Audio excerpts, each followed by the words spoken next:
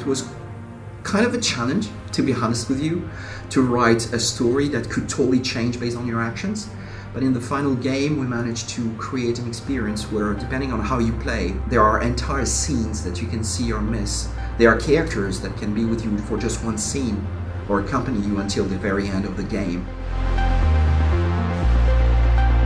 I worked a lot with David when we were drafting the story, building all the possible branches for the game.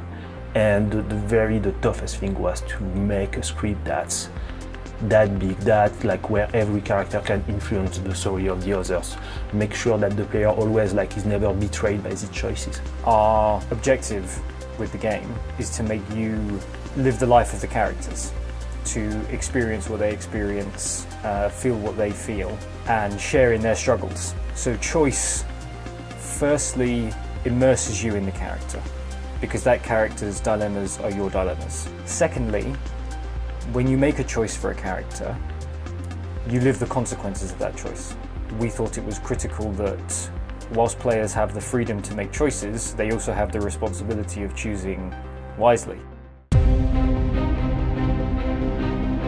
In Detroit, all the 3 playable characters can die at different points in the story, so you really need to be careful and think about your choices, your decisions, and really care for them, because you may lose them.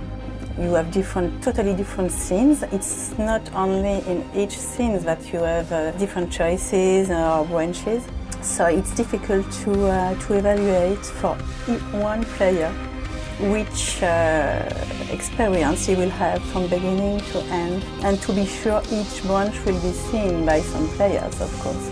One of the main points of the game is that you have to make choices and you have to face the consequences.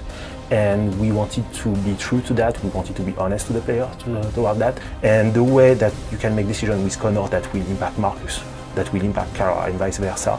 And at the end of the game, as the game goes on, the last act is crazy because of that, because you have all these stories that can collision with each other and create something. At the end, you really have an incredible amount of possibilities for the player to see how the story will end. And that's something we talk about a lot, how bending the story is, how many variations of the story there are. It's quantum leap from anything Quantic Dream's done before. The reason that scope is important is it means that the story you get when you play the game is going to be incredibly personal to you.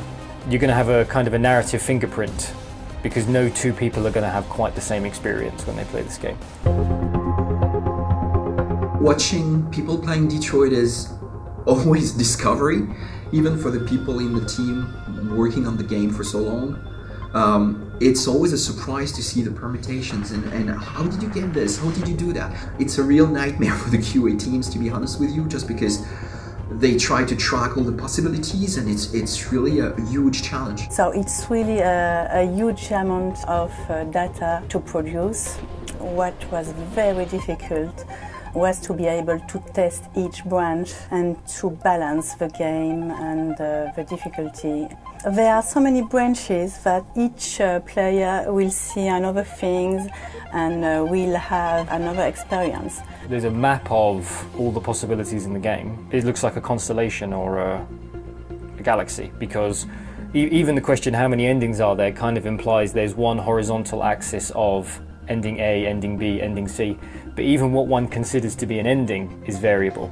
There's not a canon version of Detroit. Detroit's not a single story that you can tweak. Detroit is a context in which you can make your own story. I'm excited to see what stories people will choose to tell. For me, what is truly unique about video games and interactivity in general is that it's the only art form where you create something with the audience. You know, when you're a writer, you write a book, people read the book, but they can't change the book, right? They can just read it and feel the emotions that you try to put in there. But when we create an experience like Detroit, I created a narrative landscape in which players can travel and they can tell their own story. So it's a story that we tell together. They become the co-writer, the co-actor, the co-director of the experience. The scope is just completely insane. So I'm just so proud that we made it. And now I'm just impassioned to see what people would think of it.